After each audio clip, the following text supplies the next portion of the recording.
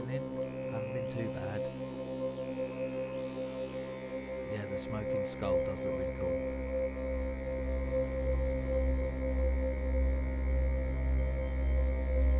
Just still setting up some stories for recording.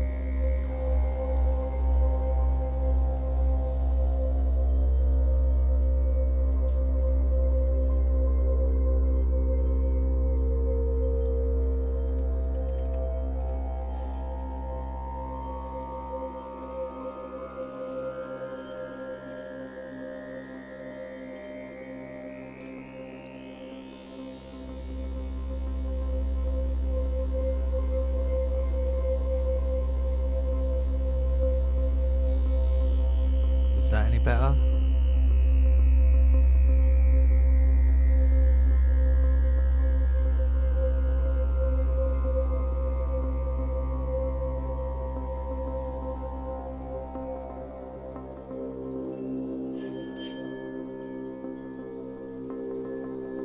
Had me worried then. I thought there was something wrong with the microphone. I had the settings down too low.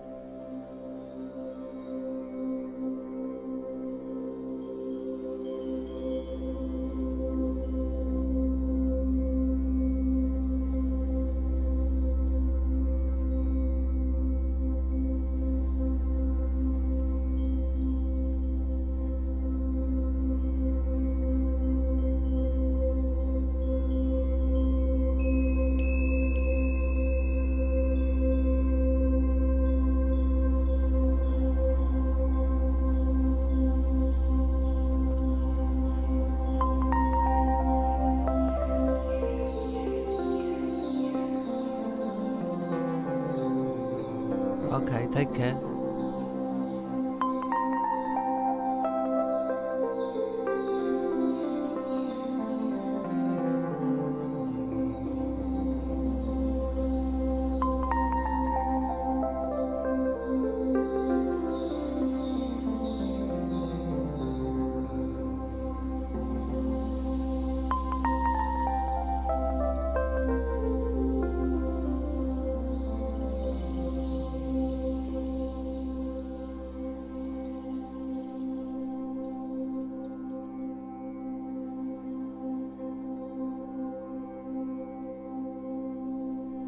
Right, just quickly share this to the Twitter.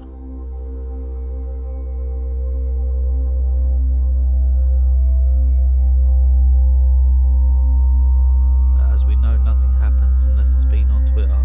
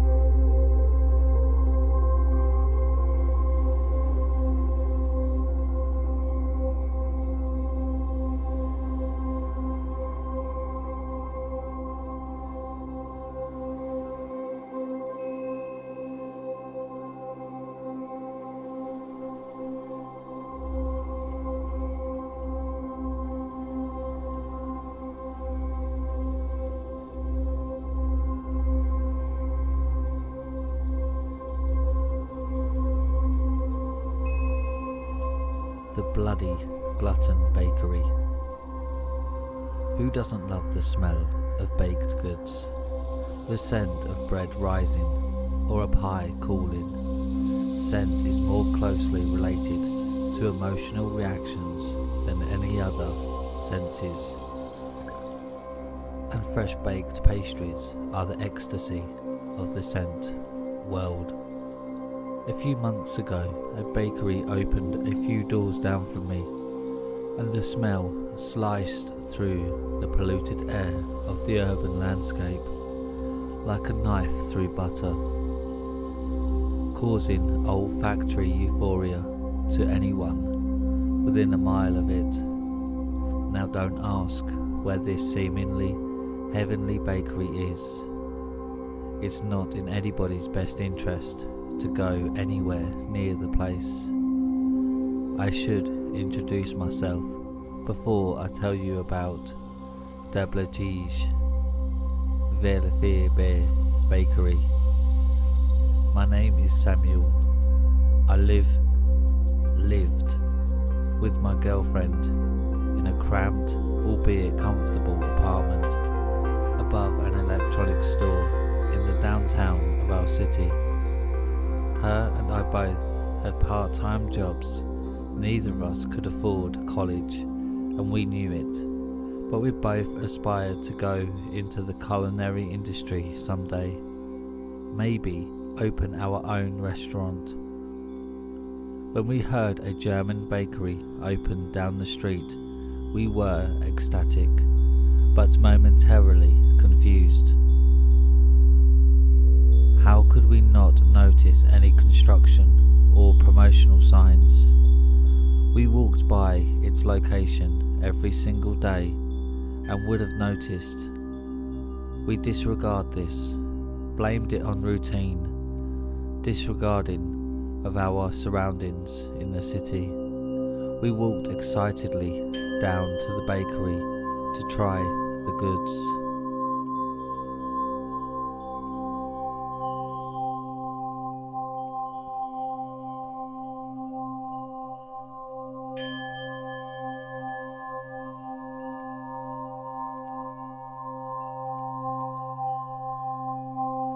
The first thing that hit us as soon as we left our building was the powerful scent of bread, pies, cookies, and all the other delicious baked goodies. We looked at each other in gleeful surprise. We were still a block away from the scent was as clear as it would be in the kitchen. A minute or so later we arrived in front of our destination. It had a colourful yellow, black and red awning, a big clear window in the front, and written in a big playful font on the window, it said, Dablatige Bakery, the best bakery outside of Germany. We eagerly walked inside, but stopped dead in the doorway, paralysed by the olfactory onslaught caused by the freshly baked strudel just coming out of the oven. After we awoke from our momentary bliss-filled unconsciousness, we looked and saw the bakery wasn't very busy. A few customers at the small tables, seemingly entranced by the sheer deliciousness of the pastries in their possession. We walked up to the counter and were greeted by a 5-foot tall, 3-foot wide man with an ear-to-ear smile, a handlebar mustache, a white coat and a tall chef's hat. The perfect cartoon chef. Guten Tag, friends. Welcome to mein humble bakery. The cook greeted us with a thick German accent. What may I treat this lovely couple today? I've just finished a batch of wonderful mulberry strudels, if you are interested. Mulberry strudel? I asked with optimistic curiosity. Now there's something you don't see very often. I'll give that a try. Very good, replied the cook. And for the lovely lady? My girlfriend responded, I'll try whatever you recommend, chef. Surprise me. Ah, a surprise, eh? I will see what I have for a woman of such beauty, the cook said in a playful tone. And please, milady, call me Franz. It's very nice to meet you, Franz, I said.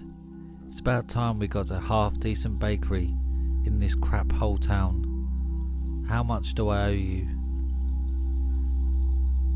Well, it is my grand opening, so I will give you a discount. I'll get you some tea with your pastries, and I'll only charge you $2.50. $2.50? That's amazing, I responded with glee.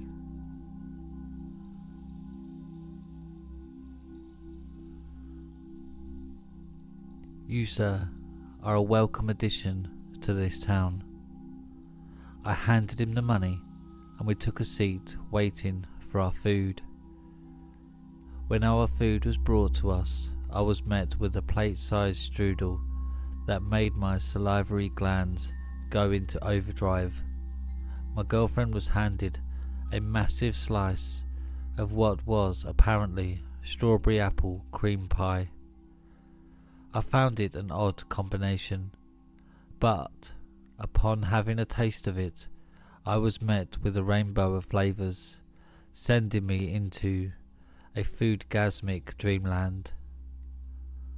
When we had finished our food, we felt as if we had eaten 2 Christmas dinners, satisfyingly full.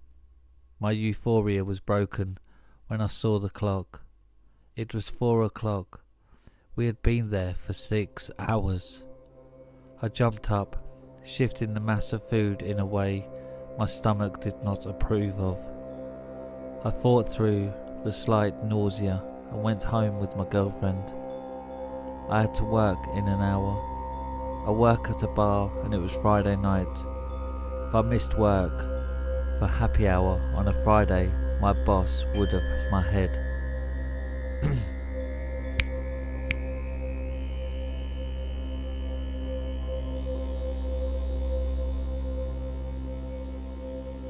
If I missed work for happy hour on a Friday, my boss would have my head. I managed to get my clothes changed and ran down to the bar with only a minute before my shift started. My boss gave me a stern look, but that was the worst of it. My night went fairly normal, except I couldn't figure out how my girlfriend and I managed to be at that bakery for 6 hours. It just wasn't natural. I always walk home at 3 a.m. After an hour of cleaning up the bar, I'm exhausted, so it's more of a stumble home. As I approached home, I begin to smell the bakery. It's much weaker as there's no baking being done, but the scent lingered. I took a deep inhale, but a few seconds into the breath, my nose is attacked by the most disgusting scent I've ever encountered. I gagged and immediately fell to my knees, heaving. The foul odour was only there for a few seconds, but those few seconds were enough to move my gut into my throat. It smelled like a dead animal that had been rotting in the sun or a warm compost pile. It smelled like decay, and it was disgusting. I was right next to the bakery. I looked over to it. The air was filled again with the pleasant scent of baked goods, but after that shock, I was not about to breathe in too deeply. In the back of the store, I saw what looked at the time like the silhouette of France, but much, much larger. It moved slowly and jiggled with every step. I lost sight of it after a few moments and decided to continue my way home. I was just outside of my building, having already forgotten the strange situation I had just gone through, when I heard a deep, guttural, disgusting belch, loud enough that it would have shaken the city.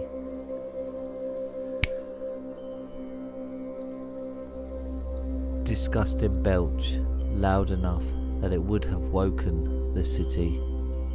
No human could make a gaseous outburst of that caliber, and me being an immature young man, I know burps when I hear them.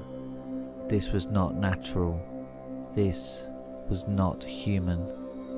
After staring towards the bakery in disbelief for a few moments, I simply passed it off as exhaustion. I walked into my house and passed out next to my already sleeping girlfriend. I never had another experience like that near the bakery, but I never had to be near it in the middle of the night again. My girlfriend and I continued to go to the bakery on an almost daily basis, each trip staying for less time and eating our massively portioned pastries more hastily, like we needed them. It was 2 weeks after our first visit to the bakery that changed our lives. We were about to leave the bakery when Franz called for us to come back. I've heard you two like to get into the culinary arts someday, Franz said gleefully. Would you like to see mine kitchen?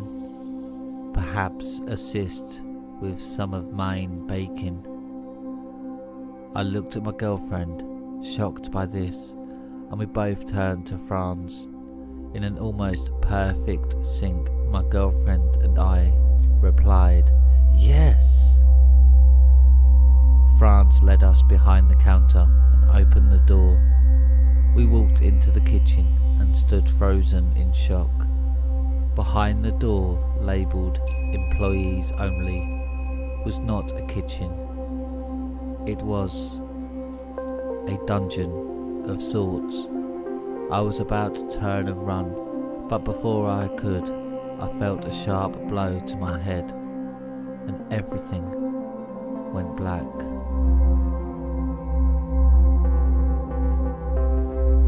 I awoke what felt like hours later in the same dungeon I had just been lured into, but this time hanging from a rack, shackled by rusted cuffs that dug into my wrists as my body weight pulled me down.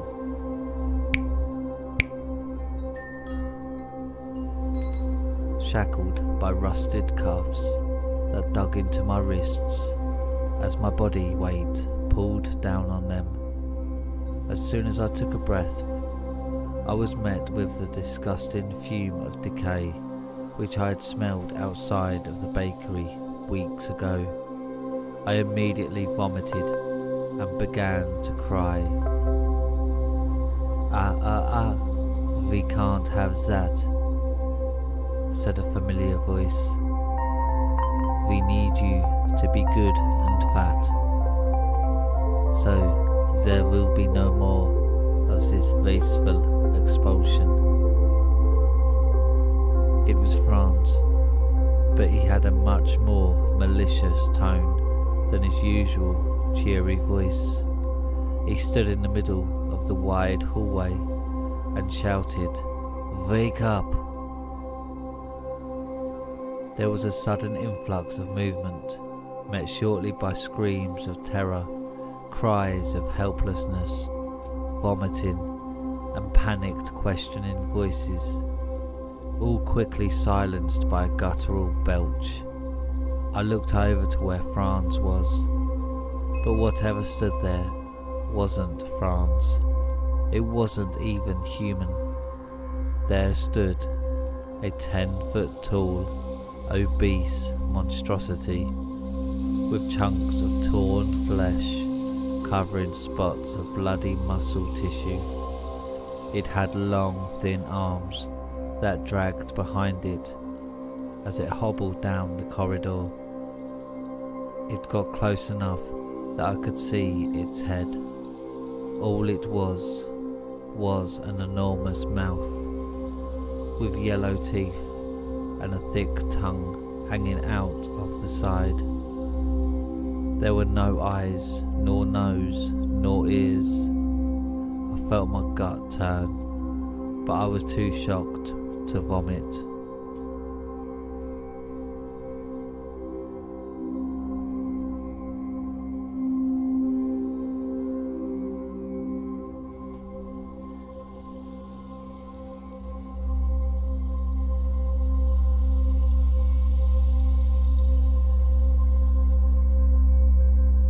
This beast eventually reached the end of the corridor, grabbed an extremely overweight woman and ripped her from the shackles, tearing her arms from her body in the process.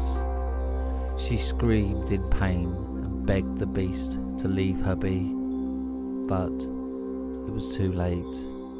The beast brought the engorged gut of his victim to its huge mouth, and in one swift chomp bit the space between her shoulders and waist straight off. She was silenced immediately as her dismembered head and legs fell to the floor in a puddle of blood, bone shards and tissue. The only sound in the corridor for the next 5 minutes was this beast chewing loudly, obnoxiously. You could hear every rib snap, every swallow, every bit of flesh tearing the teeth of this abomination. I passed out from sheer disgust. I was awoken by the scent of pie, apple pie, my favourite. It took me a moment to realise I was still in captivity. But after I felt the stinging scraping of the rusted cuffs, it all came back. The gruesome feeding I had witnessed burned into my brain, the screaming. I cried for a minute, but stopped when I realised that I smelled apple pie and not an overbearing olfactory onslaught of death and decay. I looked down and saw a pie the size of my head, resting on a metal pedestal. On the crust, written in a blood red, was the word "eat."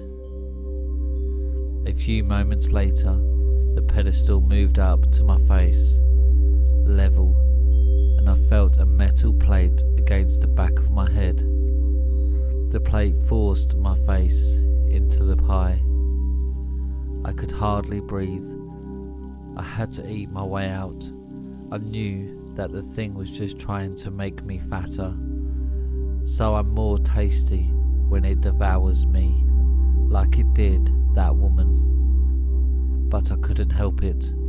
I had to get out, or I'd suffocate. I ate through the whole pie, and my stomach was on the brink of bursting, but I held it down to avoid angering the beast. Wherever it was, I looked at my shackles. I was amazed that these flimsy metal cuffs could hold anything, let alone an obese man. Fate seemed to be in my favour, as I saw a crack in the chains, a large crack. I looked around to see if the beast was nearby. I couldn't see it. So I lifted my legs up and kicked them down with all the force I could muster. I heard a crack, and the chain weakened. Unfortunately, at the same time, I heard the guttural moans of the monster. It knew I was escaping. It was coming for me. I kicked my legs down again, weakening the chain once more. I heard the stumps of the beast approaching. My heart pounded faster than it had ever before. My heart pounded faster than it had poos.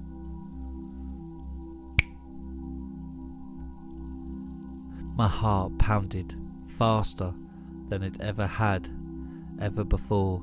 As I panicked, I put all my strength into one final kick, and with a massive snap, the chain broke and I fell. I hit the ground hard, twisting my ankle as I did. I held back the scream and looked as I saw the monstrosity clumsily moving towards me. Adrenaline began to pulse through my veins as my survival instincts kicked in. Run! I got up and ignored the pain and began to run away from the beast down the corridor. When it saw me, it let out a howl that shook my bones to the core.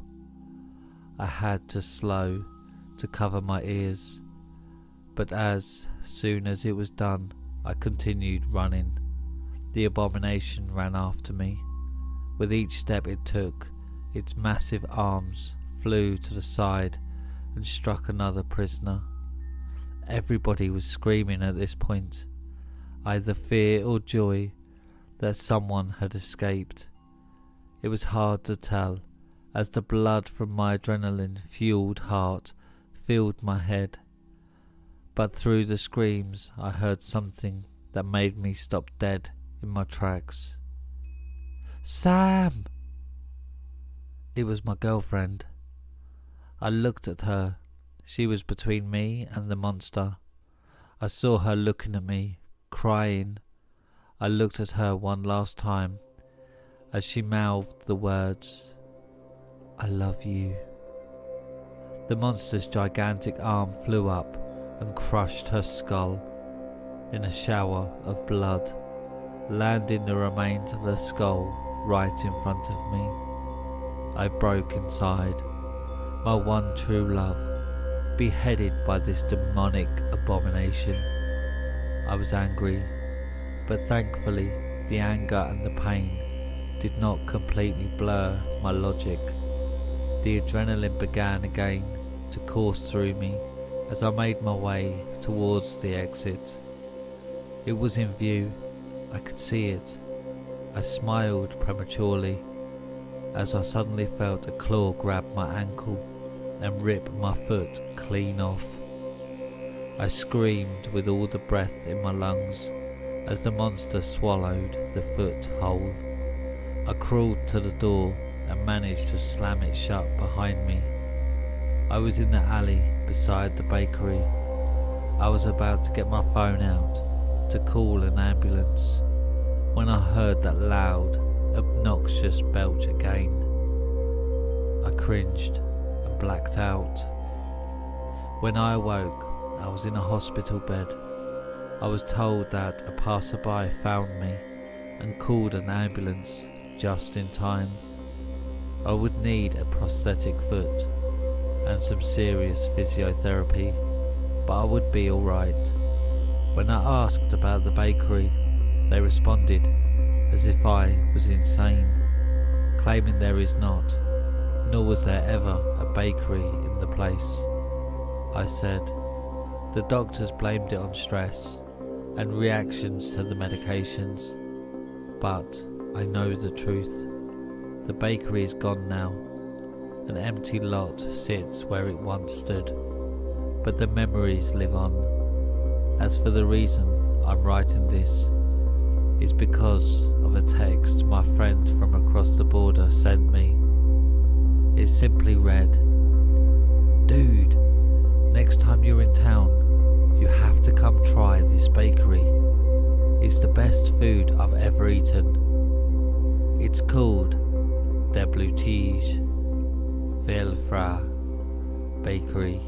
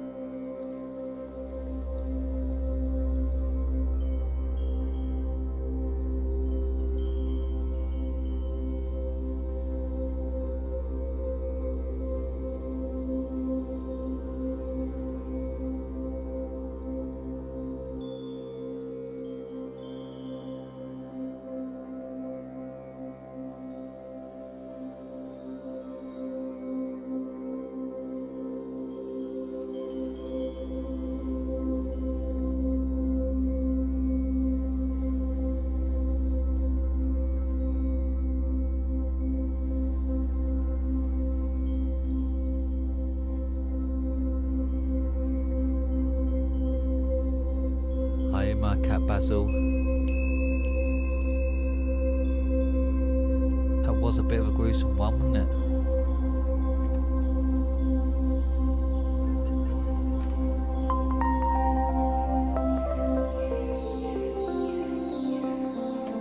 Yep, it was.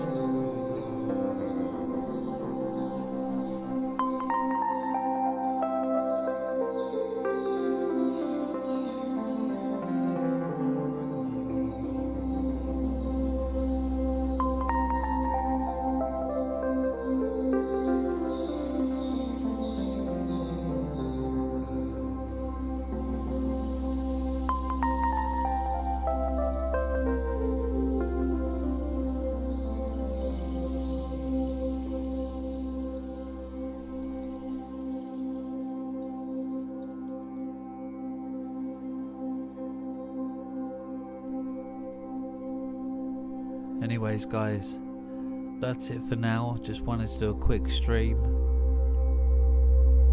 to see how you all are and give this a good test.